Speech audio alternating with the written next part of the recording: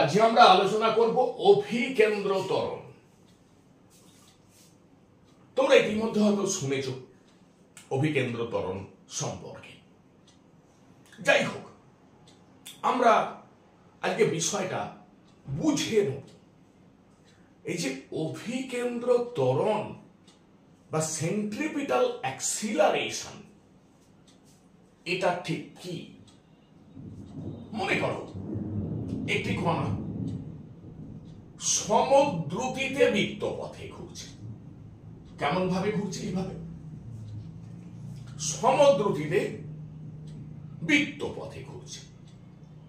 তাহলে কণার ব্যাসার্ধ বরাবর কেন্দ্রাভিমুখী একটি ত্বরণ ক্রিয়া করে, তাকেই বলে অভিকেন্দ্র ত্বরণ। যাই হোক, এটা তো গেল সংজ্ঞা, কিন্তু ব্যাপারটা কি? কেন হঠাৎ একটা কণা সমদ্রুতিতে বৃত্তপথে যদি ঘুরতেই পারে, একটা কণা বৃত্তপথে সমদ্রুতিতে ঘুরতেই পারে, তাহলে তার ত্বরণটা কি করে আসছে? দেখো, শব্দটা খেয়াল রাখবে কিন্তু, সমদ্রুতি, সমদ্রুতি, সমবেগ কিন্তু নয়, সমদ্রুতি। তার মানে মনে করো 5 মিটার পার সেকেন্ড সমদ্রুতিতে ঘুরছে, 2 মিটার পার সেকেন্ড সমদ্রুতিতে ঘুরছে। তাহলে দেখো তো বেগটা কেমন হচ্ছে, এইটাকে আমরা দেখি। মনে করো কণা এই যে এইভাবে ঘড়ির কাঁটার বিপরীত অভিমুখে ঘুরছে। বৃত্তের কেন্দ্র ও কোন একটা মুহূর্তে কণা আছে এ বিন্দুতে। এ বিন্দুতে বেগ কোন দিকে ক্রিয়া করবে? এই বিন্দুতে বৃত্তের স্পর্শক বরাবর। তার মানে এ বিন্দুতে যখন কণা আছে, কণার বেগের অভিমুখ বৃত্তের এই বিন্দুতে স্পর্শক বরাবর। বেগের অভিমুখ মানে কি? কণা যেতে চায়। কণা যখন এ বিন্দুতে, তাকে যদি তুমি পূর্ণ স্বাধীনতা দিয়ে দাও, করে চলে যাবে, ওই রাস্তা করে চলে যাবে।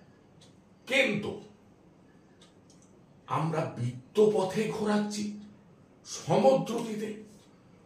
মনে করো কণা যখন বি বিন্দুতে আসছে, তার বেগ আবার স্পর্শক বরাবর, এটা ভিবি। মনে করো সি বিন্দুতে কণা এলো, বেগ স্পর্শক বরাবর ভিসি। মনে করো ডি বিন্দুতে এলো, স্পর্শক বরাবর বেগ ভিডি। এই যে বেগের মান, এই যে বেগের মান ভিএ, ভিবি, ভিসি, ভিডি সব সমান, বেগের মান সমান। কিন্তু দেখো, অভিমুখ অনবরত পরিবর্তনশীল। অভিমুখ অনবরত পরিবর্তনশীল, তার মানে বেগ পরিবর্তন হচ্ছে। ঠিক আছে, খুব ভালো কথা, খুব ভালো কথা। দেখা যায় কণা এ বিন্দুতে, কণা কোথায়? এ বিন্দুতে। কণা বলছি আমি এদিক বরাবর যাব, আমরা বলছি না, হবে না, তাকে টানছি টানছি, যে বিতে এলো, ঠিক আছে, সে এই স্পর্শক বরাবর যেতে চায়, আমরা বলছি না, হবে না, তোমাকে ওদিক বরাবর যেতে দেওয়া যাবে না, আবার টানছি। শীতে এলো, বেগ স্পর্শক বরাবর, আমরা আবার টানছি। দিতে এলো, তাহলে দেখো আমরা প্রত্যেকটা মুহূর্তে কণার উপর একটা বল প্রয়োগ করছি। কেন বল প্রয়োগ করছি? কি কারণে বল প্রয়োগ করছি? অভিমুখটা পরিবর্তন করার জন্যে। কণা যেতে চায় এদিকে, আমি যেতে দেবো না, আমি তাকে এই বৃত্ত বরাবর নিয়ে আসবো, কিন্তু যে এখানে এলো আবার তো বেগে দিকে, আবার তো এখানে বেগে দিকে। আমরা প্রত্যেকটা মুহূর্তে বল প্রয়োগ করছি, বল প্রয়োগ করে তার বেগের অভিমুখটাকে আমরা পরিবর্তন করছি। তাহলেই তো বেগ পরিবর্তন। কি? তাহলেই তো বেগ পরিবর্তন। দেখ, বেগ পরিবর্তন বলতে আমরা কি বুঝি? বেগ ভেক্টর রাশি, বেগ ভেক্টর রাশি। বেগের যদি মানের পরিবর্তন হয়, বেগ পরিবর্তন হয়। বেগের যদি অভিমুখ পরিবর্তন হয়, বেগ পরিবর্তন হয়। বেগের মান ও অভিমুখ দুটোরই যদি পরিবর্তন হয়, তাহলে বেগ পরিবর্তন হয়। এখানে দেখো, এর মান পরিবর্তন হচ্ছে না, কিন্তু অভিমুখ পরিবর্তন হচ্ছে। তাহলে বেগের পরিবর্তন হচ্ছে। তাহলে সময়ের সাপেক্ষে বেগ পরিবর্তনের হার, এটাকেই তো আমরা ত্বরণ বলি। হ্যাঁ, আমরা প্রমাণ করব যে এই যে সমদ্রুতিতে কণা বৃত্ত পথে ঘুরছে, সময়ের সাপেক্ষে তার বেগ পরিবর্তনের যে হার, সেই যে ত্বরণ, সেটাই অভিকেন্দ্র ত্বরণ। এবং এটা কোন দিকে ক্রিয়া করছে? ব্যাসার্ধ বরাবর কেন্দ্রের দিকে। মানে যখন কণা এ বিন্দুতে, ত্বরণ ব্যাসার্ধ বরাবর কেন্দ্রের দিকে, অভিকেন্দ্র ত্বরণ এসি। কণা যখন বি বিন্দুতে, ব্যাসার্ধ বরাবর কেন্দ্রের দিকে। কণা যখন সি বিন্দুতে, ত্বরণ ব্যাসার্ধ বরাবর কেন্দ্রের দিকে।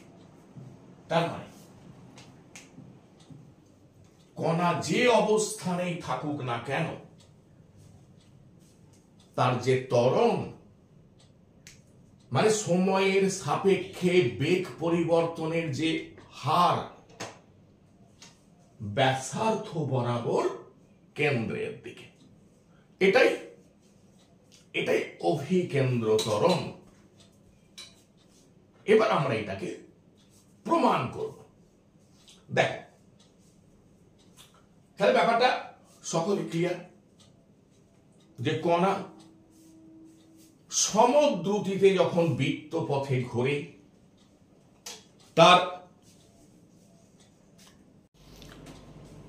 তার ব্যাসার্ধ বরাবর কেন্দ্রের দিকে ক্রিয়া করে। তোমরা মনে রাখবে, 1673 খ্রিস্টাব্দে ডাচ বিজ্ঞানী ক্রিশ্চিয়ান হাইগেন্স অভিকেন্দ্র ত্বরণের বিশ্লেষণ প্রকাশ করেছিলেন। এবার দেখো, আমরা অভিকেন্দ্র ত্বরণের যে রাশিমালা, সেটা প্রতিষ্ঠা করব। হ্যাঁ, করব কিভাবে? ভেক্টর মেথডে। দেখো, আমরা এমনিও সমাধান করতে পারি, কিন্তু ভেক্টর মেথডে সমাধান করব। এর কিছু সুবিধা আছে, এর কিছু সুবিধা আছে, সেগুলো তোমরা পরে পরে ঠিক বুঝতে পারবে, বা আমরা আলোচনা করব যে আমরা বেশ কিছু অঙ্ক সমাধান করতে পারবো এই ভেক্টর মেথডটা জানা থাকলে। ঠিক আছে? দেখো, এই ভেক্টর মেথড সমাধানের আগে প্রথম আমরা শিখে নেব আর cap cos theta i cap যুক্ত sin থিটা জে ক্যাপ আমরা শিখে ফেলেছি। এবার দেখো, থিটা ক্যাপ স্পর্শক বরাবর একক ভেক্টর। তুমি এইটার ডেরিভেটিভ করো থিটার সাপেক্ষে, minus sin theta i cap এইটার ডেরিভেটিভ করো থিটার সাপেক্ষে cos থিটা জে ক্যাপ, তাহলে দেখো আমরা থিটা ক্যাপটা লিখে ফেলতে পারছি এইটা জানা থাকলে। এবার কণা বৃত্ত পথে ঘুরছে, কণা বৃত্ত পথে ঘুরছে, তাহলে বৃত্তের যে কোনো বিন্দুতে বেগ ওই বিন্দুতে স্পর্শক বরাবর। তাহলে ব্যাপারটা কি দেখো, আমি ধরে নিচ্ছি কণা আর ব্যাসার্ধের বৃত্ত পথে ওমেগা সমকৌণিক বেগে ঘুরছে, ওমেগা সমকৌণিক বেগে ঘুরছে। ধরো কণা যখন এই অবস্থানে পি অবস্থানে, কণার বেগ এই বিন্দুতে স্পর্শক বরাবর, ঠিক আছে, এই বিন্দুতে স্পর্শক বরাবর।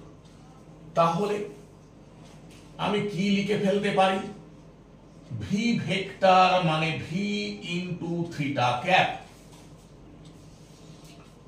দেখো এটা পরম মান, এটা একক ভেক্টর। এটা ভেক্টরকে প্রকাশ করার যে পদ্ধতি, আমরা সাদা মাটা ভাবে কি শিখে ফেলেছি বল, আমি একটা ভেক্টরকে লিখব, তার পরম মান কত, ভি, বেগের মানটা ভি। হ্যাঁ, সেটাকে আমরা ইতিমধ্যে শিখে ফেলেছি, ভি মানে আর ওমেগা। তাহলে বেগের পরম মান ভি, অভিমুখ স্পর্শক বরাবর, স্পর্শক বরাবর একক ভেক্টর আমি কি শিখেছি, থিটা ক্যাপ। থিটা ক্যাপ কি, minus sine theta i cap যুক্ত cos theta j cap.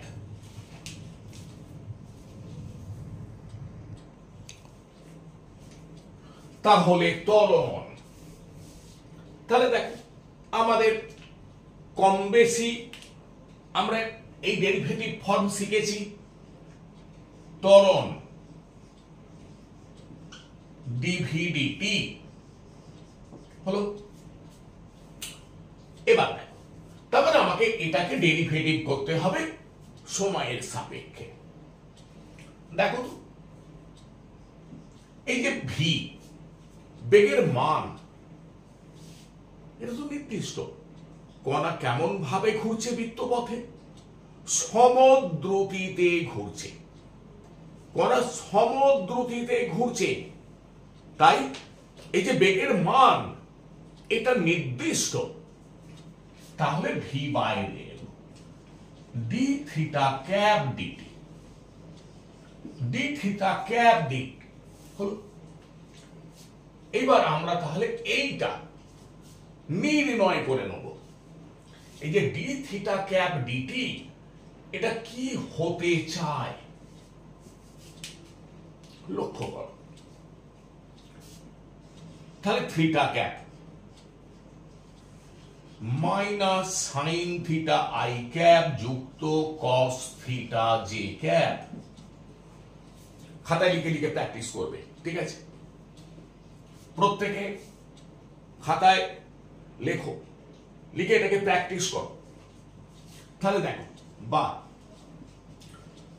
D theta cap d t সমান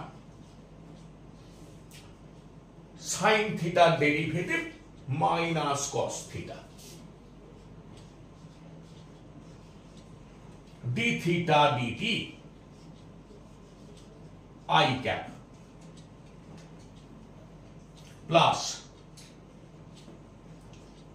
কস theta derivative minus sine theta. তাহলে এটা minus sine theta d theta d t j cap. এবার দেখো, তোমার মনে প্রশ্ন এসেই গেছে যে ঠিক আছে, সাইন থিটার ডেরিভেটিভ আমি না হয় কস থিটা করলাম, আবার ডি থিটা ডিটি কেন? দেখো, আমরা এটা আগেও আলোচনা করেছি।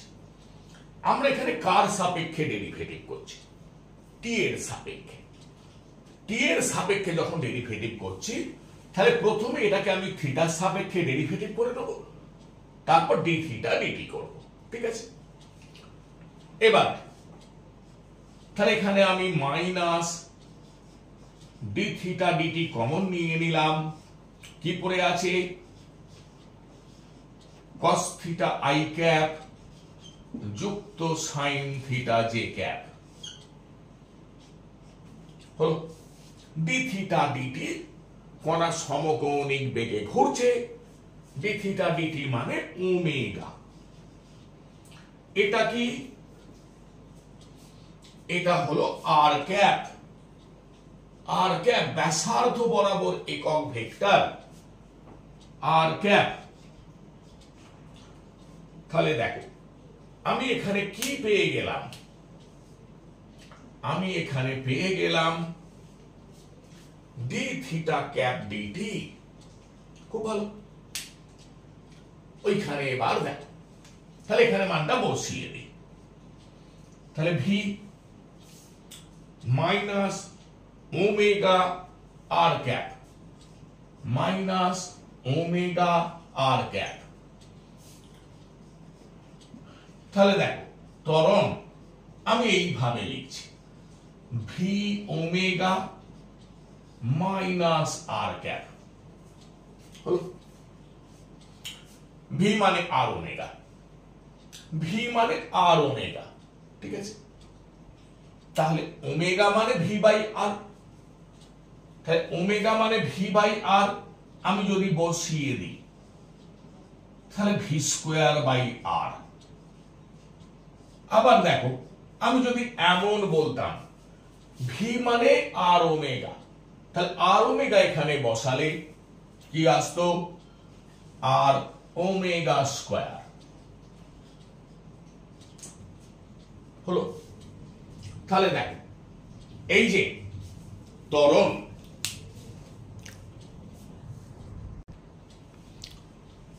এই যে ত্বরণ, এই যে ত্বরণ আমি পেলাম, ত্বরণের মানটা কত, এই যে ত্বরণ আমি পেয়ে গেছি মানটা ভি স্কোয়ার বাই আর বা r omega square, v square by r অথবা আর ওমেগা স্কোয়ার। কিন্তু অভিমুখটা কোন দিকে, মাইনাস আর ক্যাপ। এসো তো দেখা যাক। মনে কর কণা এখানে, কণা এখানে, কণা যদি এখানে থাকে, মনে করো এটাকে আমি ই বিন্দু বলছি, কণা এখানে।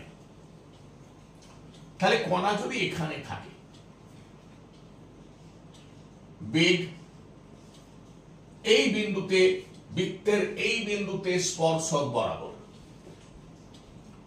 ত্বরণ কোন দিকে, মাইনাস আর ক্যাপ। ধরো এটা বৃত্তের কেন্দ্র, এটা বৃত্তের কেন্দ্র, তাহলে আর ক্যাপ কোন দিক বরাবর, ও ই ভেক্টর বরাবর একক ভেক্টর হলো আর ক্যাপ, ব্যাসার্ধ বরাবর একক ভেক্টর। তাহলে এদিক বরাবর একক ভেক্টর কি, আর ক্যাপ, তাহলে মাইনাস আর ক্যাপ। ই ও বরাবর একক ভেক্টর, তাহলে মাইনাস আর ক্যাপ মানে কোন দিক বরাবর একক ভেক্টর। ভালো করে বোঝার চেষ্টা করো। ও ই বরাবর একক ভেক্টর আর ক্যাপ, তাহলে ই ও বরাবর একক ভেক্টর মাইনাস আর ক্যাপ। তাহলে ত্বরণ কোন দিকে ক্রিয়া করছে, ব্যাসার্ধ বরাবর কেন্দ্রাভিমুখী। তাই এটাকে বলা হলো অভিকেন্দ্র ত্বরণ বা সেন্ট্রিপিটাল অ্যাক্সিলারেশন, এসি দিয়ে আমি লিখছি। তাহলে সব কটাকে আমি এবার চেঞ্জ করে দিলাম এসি। কি ব্যাপারটা বোঝা গেল? তাহলে দেখো অভিকেন্দ্র ত্বরণের মান কি, আর ওমেগা স্কোয়ার অথবা ভি স্কোয়ার বাই আর। কখন না কণা সমদ্রুতিতে বৃত্ত পথে যদি ঘোরে, প্রত্যেকটা মুহূর্তে বেগের অভিমুখ পরিবর্তন হচ্ছে, বেগের মান পরিবর্তন হচ্ছে না। এই যে বেগের মান পরিবর্তন না হয়ে প্রত্যেকটা মুহূর্তে অভিমুখ পরিবর্তন হচ্ছে, এর জন্য এর একটা ত্বরণ ক্রিয়া করছে। সেই ত্বরণটা হলো অভিকেন্দ্র ত্বরণ, যেটা ব্যাসার্ধ বরাবর কেন্দ্রাভিমুখী। তাহলে দেখ, এটার জন্য একটা বাহ্যিক বল প্রয়োগ করা প্রয়োজন। এটা আমরা এইখানে আলোচনা করেছি। কণা এই দিকে যেতে চায়, কণা এই দিকে যেতে চায়, আমরা যেতে দিচ্ছি না, আমরা টানছি না, ওদিকে যেতে দেবো না। এখানে এলো, এখানে আবার স্পর্শক বরাবর যেতে চায়, আমরা বল প্রয়োগ করছি। বাহ্যিক বল প্রয়োগ ছাড়া একটি কণাকে সমদ্রুতিতে বৃত্ত পথে ঘোরানো সম্ভব নয়। তাহলে কি বললাম? বাহ্যিক বল প্রয়োগ ছাড়া একটি কণাকে সমদ্রুতিতে বৃত্ত পথে ঘোরানো সম্ভব নয়। তাহলে এই যে ত্বরণ, এই যে ত্বরণ সৃষ্টিকারী যে বল, তাহলে সেই বলটা কি? অভিকেন্দ্র বল। তাহলে সেই বলটা কি? অভিকেন্দ্র বল। তাহলে দেখো, তাহলে এই যে অভিকেন্দ্র ত্বরণ সৃষ্টিকারী যে বল, সেটা হলো অভিকেন্দ্র বল। তাহলে m into a c, m into a c, তার মানে m v square by r অথবা এম আর ওমেগা স্কোয়ার। তাহলে এটা কি? M v square by r অথবা এম আর ওমেগা স্কোয়ার হলো। তাহলে দেখ, এই যে অভিকেন্দ্র ত্বরণ, এইটা সৃষ্টির জন্য একটা বাহ্যিক বল প্রয়োগের প্রয়োজন। তাহলে ব্যাপারটা কি দাঁড়াচ্ছে? যে একটা কণাকে যদি সমদ্রুতিতে বৃত্ত পথে ঘোরাতে হয়, তাহলে বাহ্যিক একটা বল প্রয়োগের প্রয়োজন।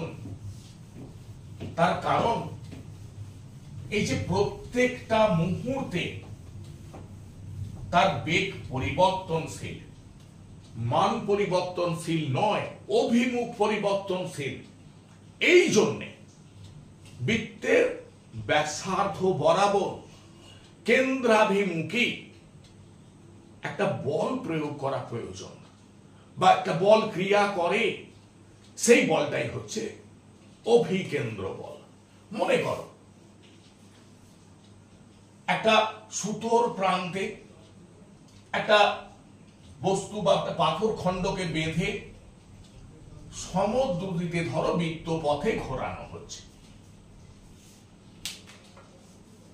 তাহলে একটা সুতো, তার প্রান্তে একটা পাথর খণ্ড বেঁধে ধরো আঙুলের সাহায্যে অনুভূমিক বৃত্ত পথে সমদ্রুতিতে ঘোরাতে হচ্ছে। তাহলে এইভাবে যদি ঘোরাতে হয়, তাহলে এই যে সুতোর টান, সুতোর টান, আমরা যেটা টান দিচ্ছি, বল প্রয়োগ করছি আঙুলের সাহায্যে, সুতোর টান প্রয়োজনীয় অভিকেন্দ্র বলের যোগান দিচ্ছে। এটা প্রয়োজন। তাহলে দেখ, আমি কি করেছি? সুতোর প্রান্তে পাথর খণ্ডটাকে বেঁধেছি। এবার অনুভূমিক বৃত্তাকার পথে সমদ্রুতিতে আমি ঘোরাচ্ছি। একটা বল প্রয়োগ করতে হবে। বল প্রয়োগ না করলে একে সমদ্রুতিতে বৃত্ত পথে ঘোরানো সম্ভব নয়। তাই এইখানে যে সুতোর টান, এটাই হলো অভিকেন্দ্র বল। কি? আমি যদি ধরে নিই যে সূর্যের চারিদিকে গ্রহগুলো বৃত্তাকার কক্ষপথে ঘুরছে, তাহলে সূর্য এবং গ্রহের যে মহাকর্ষ বল প্রয়োজনীয় অভিকেন্দ্র বলের যোগান দেবে। মনে করো বাঁকযুক্ত রাস্তায় একটা গাড়ি ঘুরছে, একটা বাঁকযুক্ত রাস্তায়, তাহলে এইখানে রাস্তা এবং চাকার মধ্যে যে ঘর্ষণ বল প্রয়োজনীয় অভিকেন্দ্র বলের যোগান দেবে। তাহলে ব্যাপারটা আমরা যেটা আলোচনা করতে চাইছি নিশ্চয়ই তোমরা বুঝতে পারছো। এবার দেখো, তাহলে এই যে বিষয়টা যেটা আমরা আলোচনা করে ফেললাম, এখানে একটা নতুন কথা এসে যাচ্ছে। কি নতুন একটা কথা এসে যাচ্ছে? কি বলতো? এই যে ধরো সুতোর প্রান্তে একটা পাথর খণ্ড বেঁধে অনুভূমিক বৃত্তাকার পথে সমদ্রুতিতে আমরা যখন ঘোরাচ্ছি, তাহলে আমরা একটা অভিকেন্দ্র বল প্রয়োগ করছি, সুতোর টান। তাহলে দেখো, তাহলে অভিকেন্দ্র বল হলো এটা।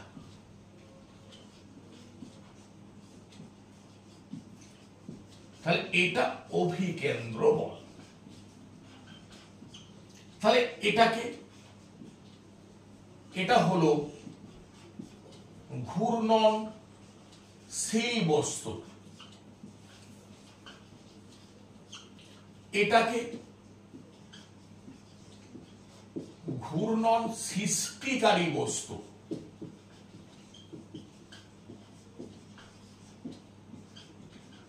হলো?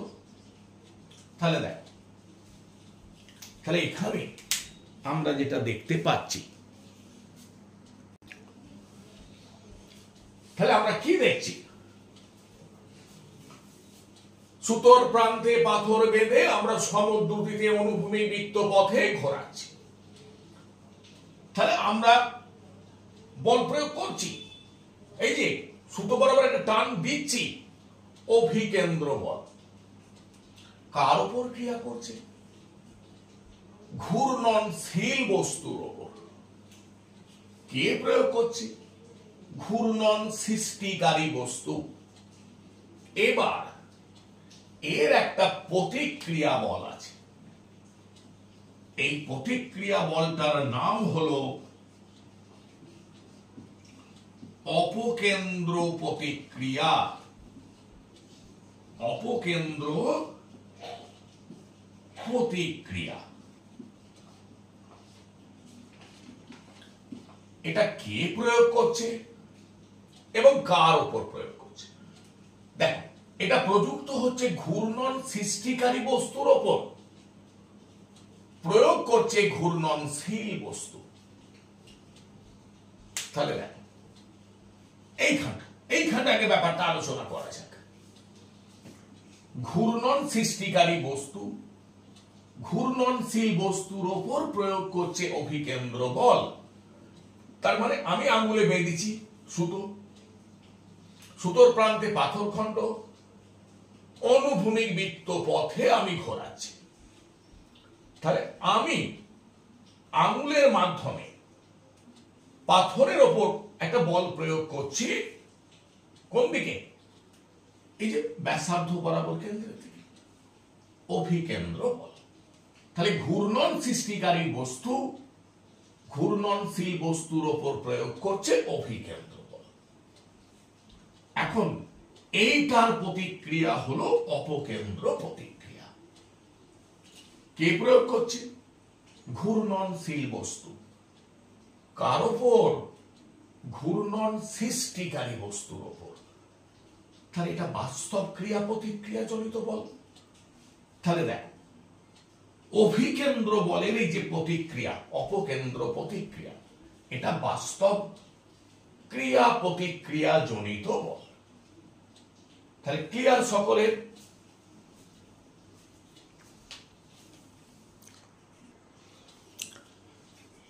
তাহলে অভিকেন্দ্র বলের যে সমীকরণ আমরা শিখে ফেলেছি কি কি, m v square by r বা এম আর ওমেগা স্কোয়ার।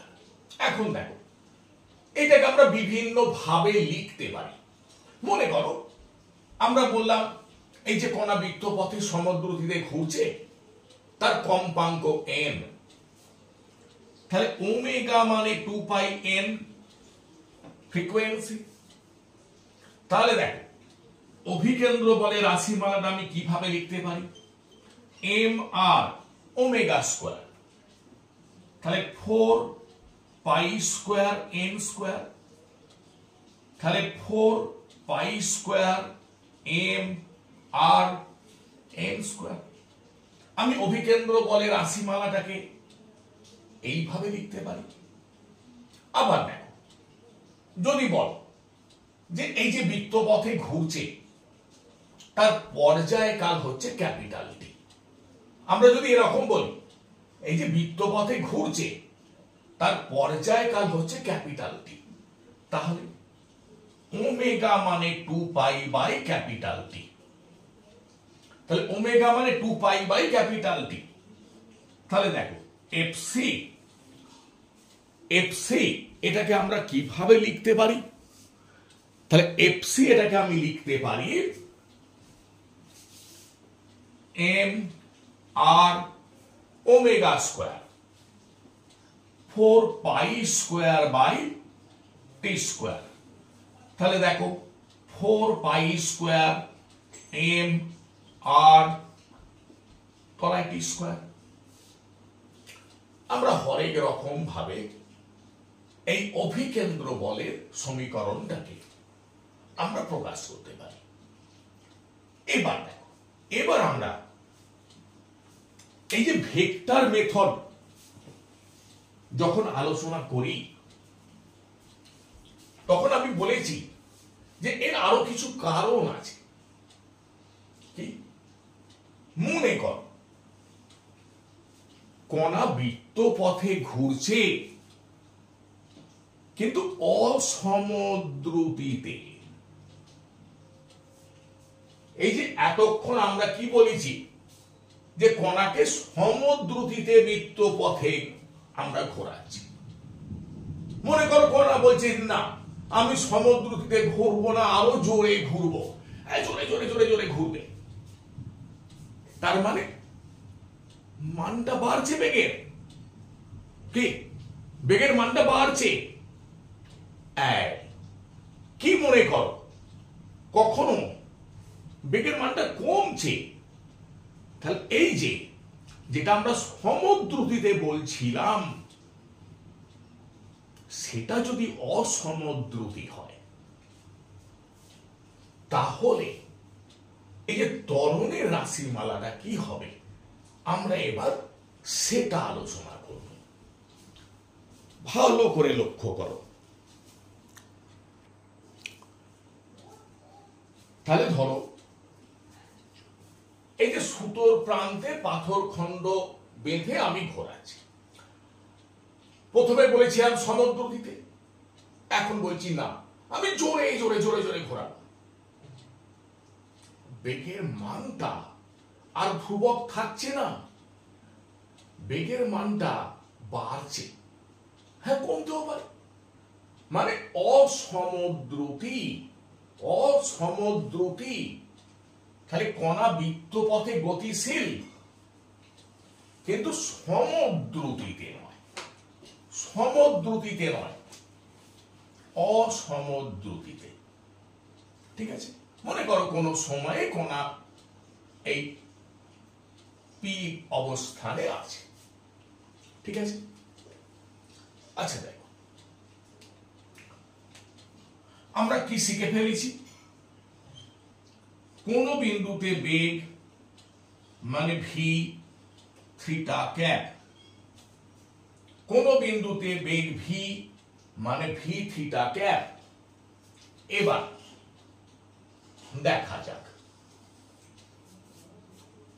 তাহলে ত্বরণ ডিভি ডিটি, ত্বরণ ডিভি ডিটি, ঠিক আছে। তাহলে ব্যাপারটা কি আসছে, তাই ত্বরণ,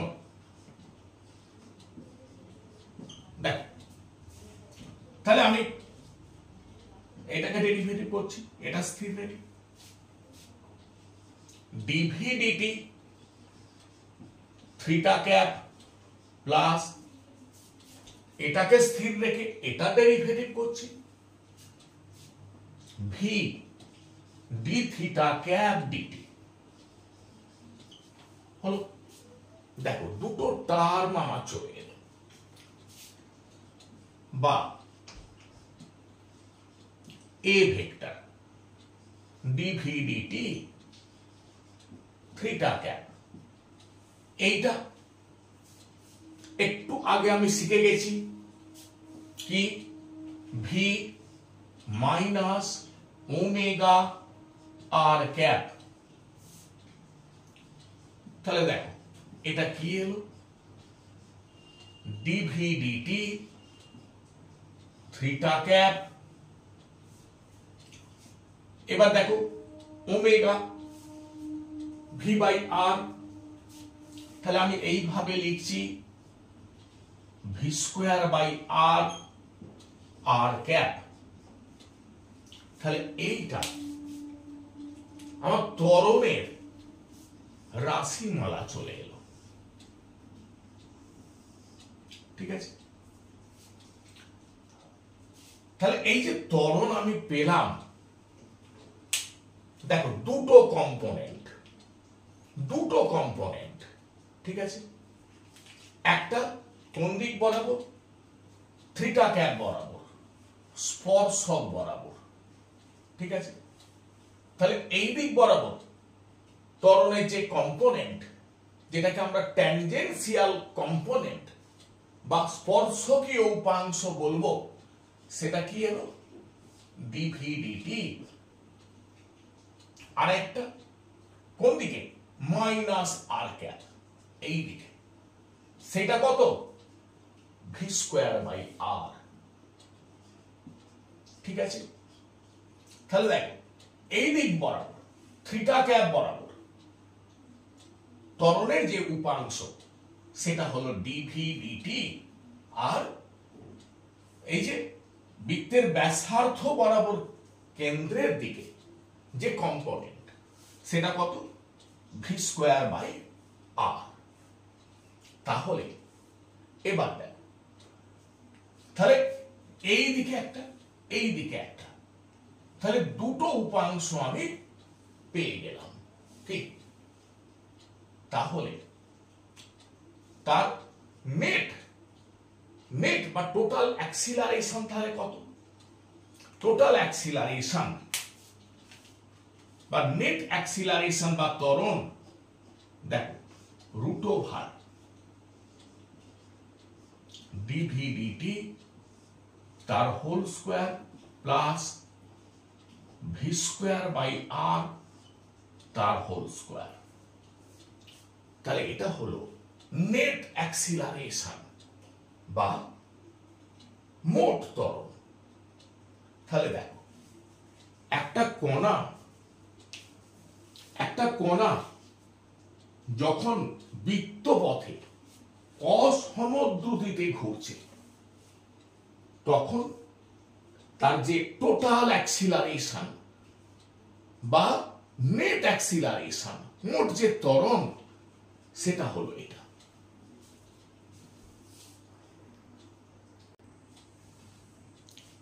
তাহলে কি দেখা গেল, যে কণা বৃত্তপথে ঘুরছে অসমদ্রুতিতে। তাহলে কণা যখন বৃত্তপথে অসমদ্রুতিতে ঘুরছে, তার যে ত্বরণ, তার দুটো কম্পোনেন্ট আমরা পাচ্ছি, একটা এটা আর একটা এটা। এইটা কি স্পর্শকীয় ত্বরণ। দেখো স্পর্শকীয় ত্বরণ, ধরো আমি এটাকে বলছি এটি ভেক্টর, স্পর্শকীয় ত্বরণ। এটার উৎপত্তি কিসের জন্য? এর উৎপত্তি হলো এই যে মানের পরিবর্তন, বেগের মানের যে পরিবর্তন হচ্ছে। তাহলে বেগের মানের যে পরিবর্তন হচ্ছে তার জন্য ত্বরণের ট্যানজেনশিয়াল কম্পোনেন্ট আসছে। ব্যাপারটা ক্লিয়ার করে নাও। যখন সমদ্রুতিতে ঘুরেছে, কণা যখন সমদ্রুতিতে ঘুরেছে, এ ছিল না। কি ছিল না? এ ছিল না, এ নেই।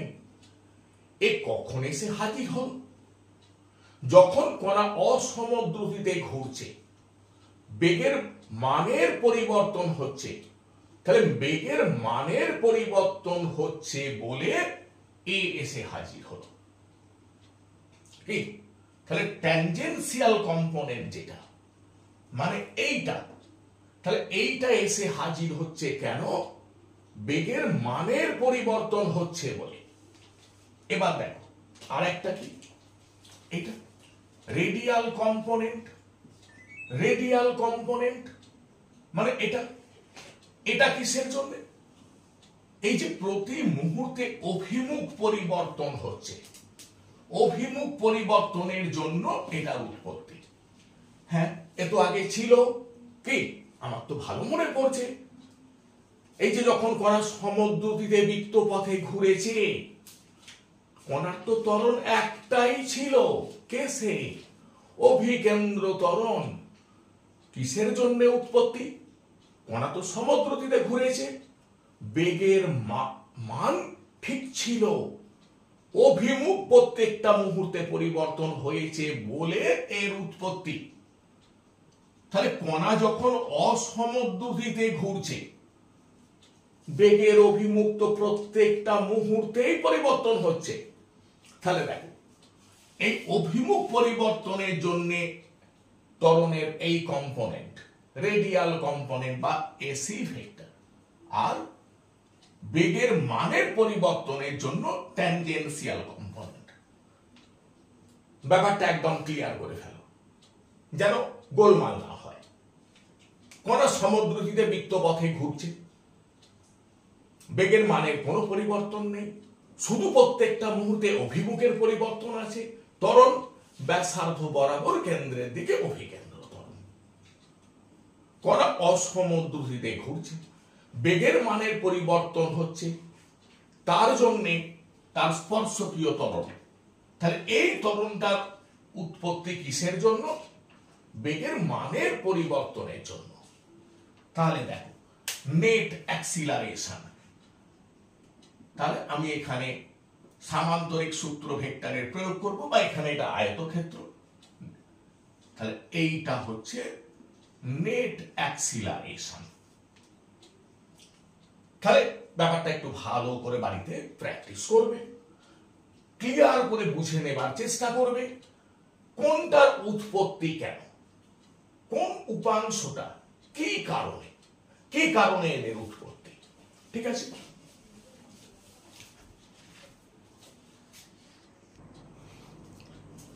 তাহলে এই যে টোটাল অ্যাক্সিলারেশন আমরা শিখলাম, দেখো এইখান থেকে একটা অঙ্ক 2016 সালের নিটে পড়েছিল। তাহলে বুঝতে পারছো এই যে টোটাল অ্যাক্সিলারেশন, এই যে কনসেপ্ট, এটা কম্পিটিটিভ পরীক্ষার জন্য খুব গুরুত্বপূর্ণ। দেখো কি বলছে, যে চিত্রে কোনো একটা মুহূর্তে কণার মূল ত্বরণ বা টোটাল অ্যাক্সিলারেশন হলো 15 মিটার পার সেকেন্ড স্কয়ার। ধরো কণা এই যে এইভাবে ঘুরছে, কি ঘড়ির কাঁটার দিকে ঘুরছে, কোন একটা মুহূর্তে, ধরো এখানে একটা মুহূর্ত বলে দিয়েছে, বলে যে কণার total acceleration 15 metre per second square. কণা ঘড়ির কাঁটার অভিমুখে 2.5 মিটার ব্যাসার্ধের বৃত্ত পথে ঘুরছে। তাহলে কণার দ্রুতি নির্ণয় করো। তাহলে এইটা দেখে আমরা কি বুঝছি, যে কণা অসমদ্রুতিতে ঘুরছে, অসমদ্রুতিতে ঘুরছে। দেখো, তাই এটা টোটাল অ্যাক্সিলারেশন এই দিকে। কি ব্যাপারটা ক্লিয়ার? দেখো, যদি কণা সমদ্রুতিতে বৃত্ত পথে ঘুরতো, তাহলে ত্বরণ কোন দিকে ক্রিয়া করত? ব্যাসার্ধ বরাবর কেন্দ্রের দিকে। কণা যেহেতু সমদ্রুতিতে ঘুরছে না, যদি না ঘোরে তাহলে টোটাল অ্যাক্সিলারেশন এই দিকে হবে না।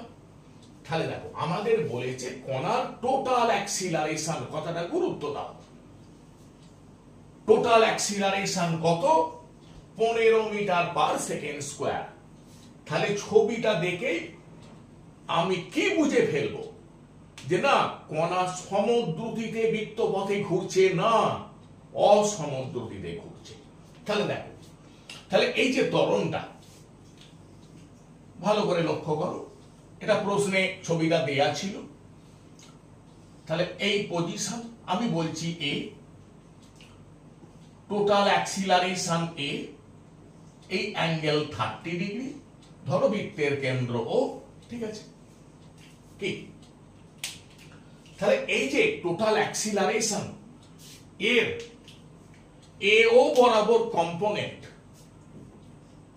ঠিক আছে, এও বরাবর কম্পোনেন্ট বা রেডিয়াল কম্পোনেন্ট, এটা কত? দেখো ভি স্কয়ার বাই আর, মানে কি এ cos 30 ডিগ্রি। দেখ আমরা কি শিখেছি, টোটাল যে অ্যাক্সিলারেশন তার রেডিয়াল কম্পোনেন্ট কি? ভি স্কয়ার বাই আর। তাহলে এটা হচ্ছে টোটাল অ্যাক্সিলারেশন, তার এও বরাবর যে কম্পোনেন্ট, এও বরাবর যে কম্পোনেন্ট, তাহলে এও বরাবর কম্পোনেন্ট আমার এসে যাচ্ছে কি? এ cos 30, এ cos 30 ডিগ্রি।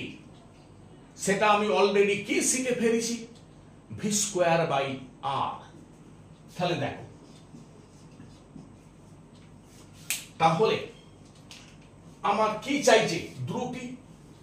তাহলে ভি স্কয়ার আর কত? 2.5 মিটার, এ কত? 15 cos 30 ডিগ্রি √3/2।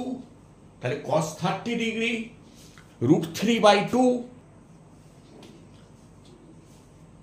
তাহলে ভি স্কয়ার কি? দেখো ভি স্কয়ার মানে 15 ইন্টু √3 ইন্টু 2.5/2। তাহলে ক্যালকুলেশন করলে আমি মোটামুটি ভাবে পাই 32.475। বর্গমূল করলে আমি পাবো প্রায় 5.7 মিটার পার সেকেন্ড। তাহলে বর্গমূল করলে আমি পেয়ে যাচ্ছি 5.7 মিটার পার সেকেন্ড। তাহলে দেখো এই অঙ্কটা তোমরা সৃষ্টি প্রকাশনী যে 11 এর ফার্স্ট সেমিস্টারের বই, তার পেজ নাম্বার 404 পেয়ে যাবে, এত নম্বর উদাহরণ। তাহলে বুঝতে পারলে খুব ভালো একটা অঙ্ক, যেটা এই অঙ্কটা, এই যে টোটাল অ্যাক্সিলারেশন, এই বিষয়টা তোমার জানা না থাকলে এই অঙ্ক তুমি সমাধান করতে পারবে না।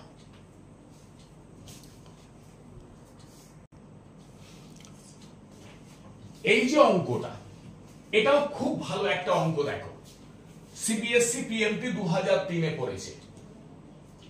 অঙ্কটা দেখো, একটি কণা 20/π মিটার ব্যাসার্ধের বৃত্তপথে এমন ভাবে ঘুরছে যাতে স্পর্শকীয় ত্বরণ ধ্রুবক থাকে।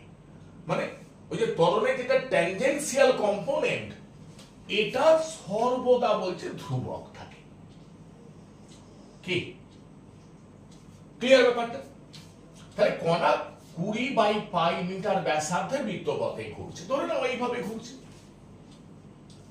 এবং এর ত্বরণের যেটা ট্যানজেনশিয়াল কম্পোনেন্ট, যেটা আমরা ডিভিডিটি শিখেছি, বলছে এইটা ধ্রুবক, এটা ধ্রুবক থাকে। গতি শুরু করার দ্বিতীয়বার পূর্ণ আবর্তনের পর বেগ হচ্ছে 80 মিটার পার সেকেন্ড। তাহলে গতি শুরু করে দিয়েছে। মনে করে এখান থেকে গতি শুরু হয়েছে, একবার দুবার ঘুরে ফেলেছে, কি দুবার ঘুরে ফেলেছে, তখন বেগ বলছে 80 মিটার পার সেকেন্ড। তাহলে স্পর্শকীয় ত্বরণ কত? কি খুব ভালো কথা, দেখা যাক। তাহলে আমার এখানে কি কি তথ্য প্রাথমিক ভাবে রয়েছে? বৃত্তের ব্যাসার্ধ 20/π মিটার, প্রাথমিক কৌণিক বেগ 0, ধরো দুবার পূর্ণ আবর্তন, দুবার যদি পূর্ণ আবর্তন হয় তাহলে কৌণিক সরণ কত হবে? ঠিক, একবার পুরো ঘুরে ফেললো, কৌণিক সরণ 2π। যদি দুবার ঘুরে ফেলে তাহলে 2 × 2π, তার মানে 4π রেডিয়ান। খুব ভালো কথা। এবার আমি ধরে নিলাম কৌণিক ত্বরণ আলফা। তাহলে দেখো ω2 স্কয়ার মানে ω1 স্কয়ার যুক্ত 2 আলফা থিটা। তাহলে ω2 স্কয়ার সমান ω1 স্কয়ার যুক্ত 2 আলফা থিটা। তাহলে দেখো ω1 0, 2 আলফা থিটা কত? 4π। এবার ω2টা তাহলে কি? ω2 আমি কি করে পাবো? বলছে দুবার যখন পুরো ঘুরে ফেলেছে তখন তার বেগ হচ্ছে 80 মিটার পার সেকেন্ড। তাহলে ভি আর তখন কৌণিক বেগ ω2। তাহলে দেখ ভিটা কত? 80, আরটা কত? 20/π ω2। তাহলে দেখ ω2 সমান 80, 20 কেটে গিয়ে 4, তাহলে 4π রেডিয়ান পার সেকেন্ড। দেখো এটা কিভাবে করলাম? গতি শুরু হয়েছে, দুবার পুরো ঘুরে ফেলেছে, তারপরে বেগ বলেছে 80 মিটার পার সেকেন্ড। তাহলে তখন কৌণিক বেগটা আমি ধরছি ω2, তখন কৌণিক বেগটা আমি ধরছি ω2। তাহলে ভি মানে আর ω2, তাহলে ভি বসালুম আর বসালুম, ω2 পেয়ে গেলাম 4π রেডিয়ান পার সেকেন্ড। বসিয়ে দেবো ω2 স্কয়ার 16π স্কয়ার 8π আলফা। তাহলে আলফা কি? 16π স্কয়ার 8π দিয়ে ভাগ করব। তাহলে দেখো এটা কি আসছে? 2π রেডিয়ান পার সেকেন্ড স্কয়ার। এবার আমাদেরকে কি নির্ণয় করতে হবে? স্পর্শকীয় ত্বরণ। স্পর্শকীয় ত্বরণ মানে কি? আর আলফা। স্পর্শকীয় ত্বরণ মানে কি? আর আলফা। আর কত? 20/π। আলফা কত? 2π। পাই কেটে গেল, কত পেলাম? 40 মিটার পার সেকেন্ড স্কয়ার। তাহলে এটাও খুব ভালো অঙ্ক। যাই হোক, আজকে যে আলোচনাটা হলো তোমরা বাড়িতে প্রত্যেকে খুব ভালোভাবে প্র্যাকটিস করবে এবং এটা না দেখে খাতায় লেখার চেষ্টা করবে। আমরা পরবর্তী ক্লাসে আবার নতুন থিওরি, নতুন অঙ্ক আলোচনা করব। সকলে ভালো থেকো।